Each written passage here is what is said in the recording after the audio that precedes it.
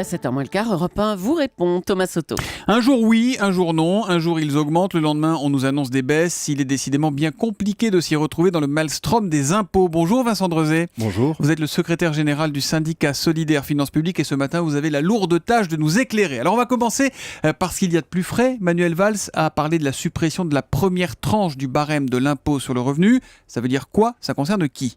Alors, Manuel Valls a fait deux déclarations. Une mardi devant l'Assemblée nationale où il annonce une baisse pour 6 millions de foyers fiscaux. L'autre mercredi où il dit on va supprimer la première tranche.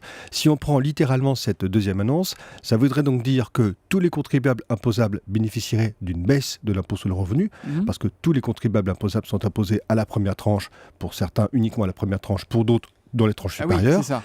En fait, ça se cumule par tranche en fonction de nos revenus. C'est bien le mécanisme du barème progressif qui est là en question. Donc là, si on retire une tranche, mécaniquement, ça baisse pour tout le monde. Mécaniquement, exactement, ça baisse pour tout le monde. Et ça voudrait dire qu'un grand nombre de foyers fiscaux ne seraient plus imposables. Donc on peut imaginer que, si l'annonce est très confuse, en tout cas la mesure, elle, sera un peu plus précise et devrait nous permettre de dire vraiment si cette mesure qui est un peu brutale et sans doute très coûteuse, ou s'il y a des précisions techniques qui touchent par exemple à la décote, par exemple à la refonte du bas du barème de l'impôt, et auquel cas on retrouverait les 6 millions de personnes qui pourraient payer moins, au lieu de 10 millions qui deviendraient non imposables, si on prend littéralement les annonces du Premier ministre d'hier. Attention de ne pas nous noyer dans les chiffres. Christian Eckert, en tout cas, il a chiffré en fait ce changement de barème, puisqu'il dit ça va être équivalent de 3 milliards à peu près, c'est à 3 milliards d'euros. Oui, c'est un ordre de grandeur qui paraît totalement crédible, mais là encore, c'est difficile sur des annonces aussi floues d'être précis, parce que, encore une fois, entre mardi et mercredi, les annonces du Premier ministre ne semblaient pas concerner les mêmes mesures. Donc aujourd'hui, c'est vraiment le contenu de la loi de finances qui va nous permettre de dire véritablement ce qu'il en est. Le budget, là, à la fin du mois. Le budget à la fin du mois, et on a l'impression qu'entre hier soir et ce matin, les annonces se précisent. Donc probablement hier, les arbitrages n'étaient pas faits entre Matignon et Bercy, et probablement en fin de journée, ils ont été pris. En tout cas, ce qui est sûr, Vincent Drezet, c'est que si on fait économiser 3 milliards d'euros d'impôts à ceux qui étaient sur la première tranche, il va falloir les récupérer ailleurs. Est-ce que ça veut dire que les autres tranches vont augmenter en pourcentage de ce qu'on est taxé sur le revenu? Alors c'est le problème, vu la situation des déficits publics aujourd'hui. Soit on les laisse courir en disant eh bien on accorde une baisse et on ne compense pas ailleurs, soit on compense ailleurs. Alors on peut compenser sur l'impôt sur le revenu par certaines mesures, par la suppression de certaines niches fiscales, ou on peut compenser par d'autres impôts. Je rappelle qu'il y a quelques jours, il y avait manifestement un scénario de hausse de la TVA. Donc on ne sait pas si c'est ça qui va être pris. A priori, la porte est plutôt fermée aujourd'hui. La porte semble plutôt fermée, mais on voit bien que dans un budget, il y a des recettes, des dépenses. Dès qu'on accorde une baisse d'impôt, eh bien on s'intéresse à sa compensation. Et c'est aussi ce qu'il va falloir regarder dans la loi de finances.